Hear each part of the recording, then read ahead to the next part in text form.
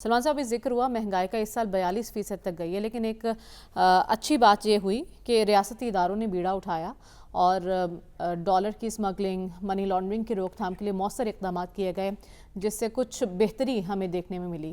آپ کی نظر میں یہ سال کیسا رہا؟ دیکھیں، جس کیفیت کی ابھی شامی صاحب نے بات کی ہے کہ مایوسی دنیا کی تاریخ اٹھا کے دیکھ لے تو قوموں پہ آتی ہے، لیکن ایک تحریک بھی ہوتی ہے کہ اس صورتحال سے نکلا بھی جا سکے گا یا نہیں۔ میں سمجھتا ہوں کہ پہلی دفعہ ایک ایسی کیفیت، اور میں اسے نیگیٹو سینس میں نہیں لے رہا، کہ لوگ جب پاکستان کے مستقبل کے حوالے سے، میں آج جہاں جہاں گیا ہوں کسی نے یہ نہیں پوچھا کہ جی انتخابات ہو رہے ہیں نہیں ہو رہے یا کیا ہوگا۔ لوگ کہتے ہیں جی کہ پاکستان کا کیا بنے گا۔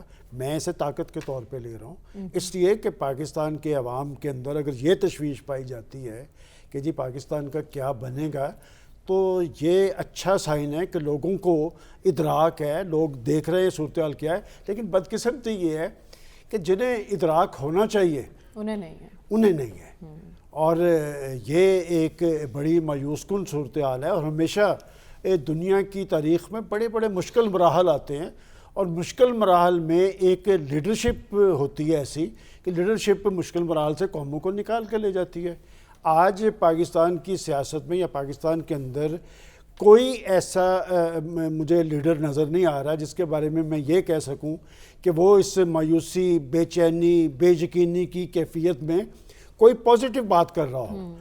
دیکھیں، بات یہ کہ چھوٹی چھوٹی پارٹیز، سراج الحق صاحب کو میں دیکھتا ہوں، یا جماعت اسلامی کا میں نے منشور دیکھا ہے، بہترین منشور ہے، لیکن کیا وہ اس پوزیشن میں آئیں گے کہ اس منشور پہ عمل درآمد ہو سکے؟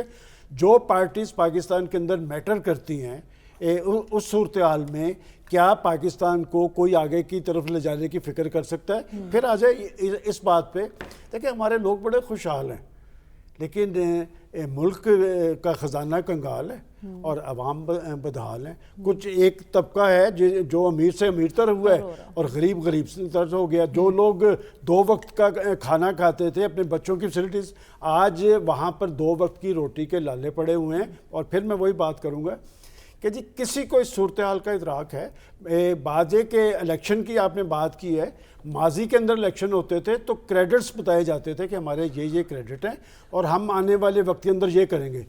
شامی صاحب نے پی ٹی آئی کا ذکر کیا۔ پی ٹی آئی پاکستان کی ایک بڑی جماعت ہے، ان کا ابھی تک نامنشور آنے کی کوئی بات ہو رہی ہے، نامنشور کی بات ہے۔ پاکستان مسلم لیگ نون ہے، ان کا منشور ابھی تک نہیں آیا، اور جو کیفیت وہ کام کر رہے ہیں، کافی دنوں سے ہم سوچ رہے ہیں، بلکہ انہوں نے کوئی 22-23 کمیٹیز بنائی ہوئی ہیں۔ یہ جو کمیٹیوں کے پاس کام چلا جاتا ہے نا، وہ پھر کمیشن اور کمیٹی کی رپورٹ کبھی سامنے نہیں آتی۔ لکھا ہوا ہے کہ جناب اپنی تجاویز یہاں پیش کریں۔ جی تجاویز۔ بات یہ کہ پاکستان کے لوگوں میں آج کی صورتحال میں جو کیفیت بنی ہے، لوگوں میں تشویش ہے اپنے ملک کے حوالے سے، اور میں ہمیشہ کہتا ہوں، دیکھیں بات یہ کہ قائد اعظم محمد علی جناح جس سوچ اور فکر اقبال کی تھی، جس پہ عمل درآمد قائد اعظم نے کیا، یہ تجربہ گاہ تو دنیا کو دکھانے کے لیے تھی کہ ایک تجربہ گاہ ہم بنا رہے ہیں تاکہ دنیا کے لیے وہ مشعل راہ ہو کہ یہاں پر ایک اسلامی نقطہ نظر کی حامل اسٹیٹ ہوگی، اسٹیٹ ایک فلاحی مملکت ہوگی۔ مجھے بتائیں کہ کوئی کسی جگہ پہ کوئی پازیٹیو سائن، میں ابھی بیٹھا سوچ رہا تھا کہ آج ہمیں کوئی پازیٹیو بات کرنی چاہیے، لیکن پازیٹیو بات کیا ہم کریں؟ میں سمجھتا ہوں کہ اور دنیا کے جمہوری معاشروں میں دیکھیں وہاں کی جمہوریتیں کیوں مضبوط ہوئی ہیں، اس لیے کہ وہ بیٹھ کے جب الیکشن آتا ہے نا، وہ ایشوز کو ڈسکس کرتے ہیں، وہ بتاتے ہیں کہ ہم ایجوکیشن میں، ہم ہیلتھ میں، ہم ہاؤسنگ میں۔ یہاں بدقسمتی یہ ہے کہ آپ بیٹھ ہی نہیں سکتے کسی جگہ پہ، اور جو لفظ تماشا بہت سنگین لفظ ہے، یہ تماشا ہی لگا ہوا ہے، اور کوئی شخص خود کو جواب دہ نہیں سمجھتا۔ جب ہم جمہوریت کی بات کرتے ہیں تو جمہوریت جواب دہی کے عمل کا نام ہے، جس میں اداروں کی عزت و تکریم ہوتی ہے، جس میں لوگوں کے مسائل کا حل پیش کیا جاتا ہے۔ لیکن اس سال سیاست میں مثبت رویوں کا فقدان ہمیں نظر آیا۔ نئے سال میں ہم دیکھیں گے سلمان صاحب کہ سب مل کر بیٹھیں اور ڈیڈ لاک جو ہے سیاست میں وہ ختم ہو۔ دیکھیں شامی صاحب نے جہاں بات ختم کی ہے نا کہ ہمارا اصل بحران یہ ہے کہ ہمارے پاس لیڈرشپ نہیں ہے، کہ مشکل صورتحال میں سے ہمیشہ لیڈرشپ نکالتی ہے، اور کریڈیبل لیڈرشپ۔ پاکستان کے اندر جو لیڈرشپ ہے وہ تو سکور سیٹل کر رہی ہے، اور میں سمجھتا ہوں 2 کام ایک تو یہ کہ سب کو اپنا اپنا کام کرنا چاہیے. بڑا مسئلہ یہ ہے کہ کوئی اپنا کام نہیں کر رہا، دوسروں کا کام کر رہے ہیں یا دوسروں کے کام میں ٹانگ پھنسا رہے ہیں. اور باقی جو نئے سال کی بات کر رہے ہیں کہ وہ شعر ہے نا کہ نہ تم بدلے نہ دل بدلا نہ دل کی آرزو بدلی، میں کیسے انقلاب اعتبار آسماں کر لوں. تو بات یہ کہ میں آج بھی سمجھتا ہوں کہ مایوسی والی بات نہیں ہے. جیسے پاکستانی قوم بہترین قوم ہے. شامی صاحب نے جو ذکر کیا، آپ نے ایک بات نہیں کہی، ہم نیوکلیر پاور بن گئے. ہم مشکل معاشی صورتحال میں ہم نیوکلیر پاور بن گئے. اشفاق صاحب ہمارے کہتے تھے نا کانٹے سے کہوٹے تک کا سفر کیا ہم نے. تو پھر آگے پاکستان بنا ہے نا، ہمارے پاس پنیں نہیں تھیں فائلوں میں لگانے کے لیے. اب بریک کیوں لگی ہوئی ہے؟ میں بریک نہیں، تھوڑی سی بات ہمیں کرنے دیکھیں. بات یہ ہے کہ نیوکلیر پاور ہم بن گئے، ہم معاشی پاور بھی بننے جا رہے تھے. یہ جو سی پیک کا عمل تھا یہ کیا تھا؟ آج مجھے وہ بھی ڈاما ڈول نظر آ رہا ہے کہ سی پیک کو کس نے اکھاڑا، کیوں کر اکھاڑا، کون سا مائنڈ سیٹ تھا.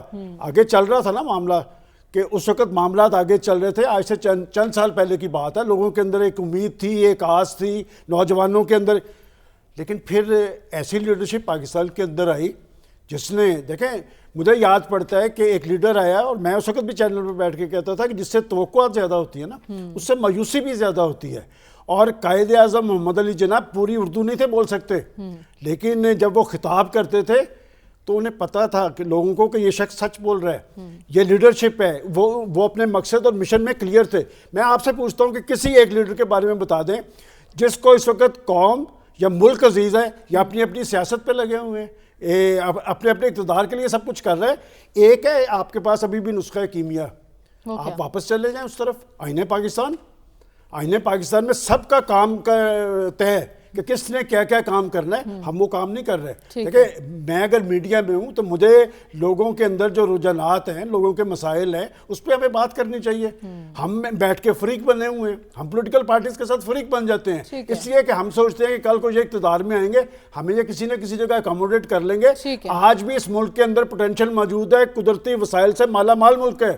اگر اس مشکل صورتحال کے اندر پاکستان ایٹمی طاقت بن سکتا ہے. میں آج بھی سمجھتا ہوں صرف کریڈیبل لیڈرشپ آپ کے پاس ہونی چاہیے. پاکستان معاشی طاقت بن سکتا ہے. پاکستان کے لوگ بہت اچھے ہیں. ہم جہاں پر لیڈرشپ کا رولر ہو رہا ہے نا، لوگ بہت اچھے ہیں. آپ لائن لیڈرشپ کا فقدان. سلمان صاحب ہم دیکھ رہے ہیں کہ غزہ میں نسل کشی جاری رکھنے کے لیے بائیڈن انتظامیہ کی جانب سے مزید اسلحے کی فروخت کی منظوری دی گئی ہے اور کانگریس کی منظوری کے بغیر یہ فیصلہ کر لیا. بائیڈن کا یہ اقدام کیا ظاہر کرتا ہے؟ دیکھیں یہ جو غزہ میں پیدا شدہ صورتحال ہے یہ اسرائیل سے زیادہ خود امریکہ کی جگہنسائی کا باعث بن رہی ہے. اس لیے کہ وہ انسانیت کی بات کرتا تھا، انسانی حقوق کی بات کرتا تھا، اور وہ بائیڈن صاحب کہہ چکے ہیں کہ ان کو ان کے انجام تک پہنچائیں گے حماس کو. حماس اتنی بڑی تنظیم ہے، اتنی بڑی قوت تھی. لیکن ایک بات آپ ضرور دیکھیں کہ ماضی کے اندر جو جنگیں ہوتی تھی وہ 3 دن 5 دن اور 8 دن کی تھی. یہ 13واں ہفتہ چل رہا ہے کہ ایک طرف اگر شہادتوں کا عمل جاری ہے تو دوسری طرف آپ کو اسرائیلی ٹینک بھی جلتے نظر آ رہے ہیں. اور خود اسرائیل کے اندر ان کا سابق پرائم منسٹر کیا کہہ رہا ہے کہ ہماری معیشت ڈاواں ڈول ہے. تو بات یہ ہے کہ یہ کوئی تنظیم نہیں ہے، یہ رد عمل ہے. اور رد عمل اس بات پہ ہے کہ جب آپ کسی کی سرزمین پہ قبضہ کرتے ہیں نا، یہ کشمیر کے اندر کیا ہے، اس سے بڑی کوئی حقیقت ہے کہ جی ریزولوشنز موجود ہیں.